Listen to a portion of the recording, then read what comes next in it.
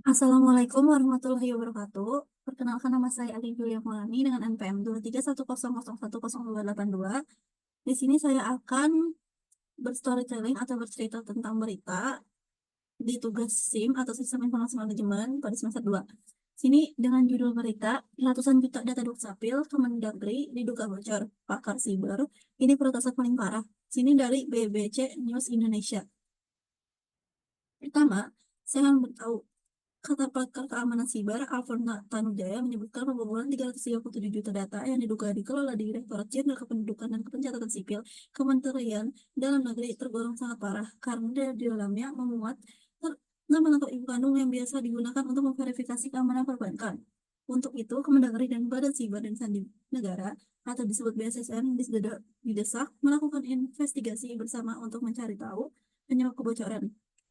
Katanya, jika ada unsur kelalaian atau keterlibatan seseorang yang mengakibatkan kegagalan perlindungan data, maka bisa diseret ke ranah pidana sesuai Undang-Undang Perlindungan Data Pribadi, kata peneliti Elsam Wahyudi Jafar. Lalu, kasus pembobolan data pribadi warga Indonesia oleh peretas kembali terjadi karena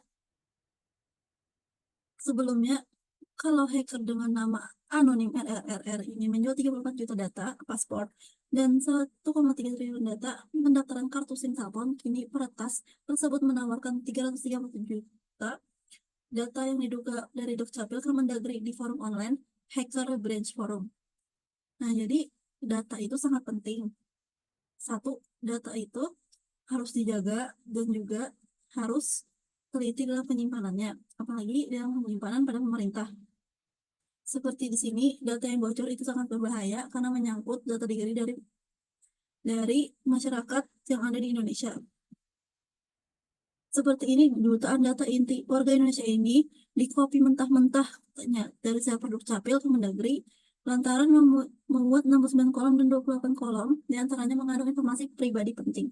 Jadi pentingnya data itu sangat penting bagi semua rakyat yang ada berada di suatu negara.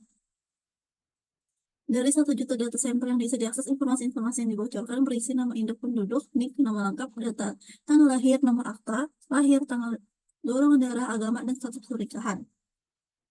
Jadi semoga tidak ada lagi kebocoran data pada di pemerintah yang bisa membahayakan masyarakat yang ada di Indonesia. Lalu yang kedua, saya akan memberikan storytelling lagi tentang dugaan lagi bocor data paspor 34 juta warga Indonesia. Jadi di sini oleh Kominfo Go ID.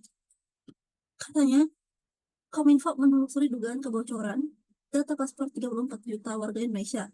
Kementerian Komunikasi dan Informatika pada hari ini, Rabu, tanggal 5 bulan 7 2023, melakukan penelusuran atas adanya dugaan bocor data pribadi 34.987 juta penduduk Indonesia yang dikaitkan dengan data paspor.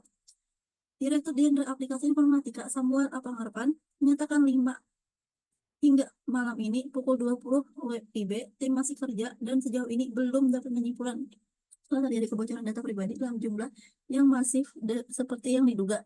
Kesimpulan ini diambil setelah dilakukan beberapa tahap pemeriksaan secara hati-hati terhadap data yang beredar. Jadi data ini sangat penting yang sudah dibilang dan seharusnya Kominfo bisa lebih pasti dalam menerima pendataan ini. Dan di sini masuk penelusuran dikarenakan tidak mudah juga dalam adanya menangani suatu hacker yang telah fasih dalam pencurian data yang telah ada. Maka dari itu seharusnya Kementerian Kominfo lebih bisa menata dalam data yang ada dalam Indonesia. Sekian, semoga bermanfaat dan diingat jika data itu harus selalu diamankan dan juga melakukan backup jika tidak ingin terjadi hal yang tidak diinginkan. Jangan sampai dengan tidak adanya backup, lalu hilangnya data atau terhapusnya data, tidak bisa mengembalikan data tersebut dan data tersebut telah hilang permanen. Sekian, jika salah, mohon maaf. Wassalamualaikum warahmatullahi wabarakatuh.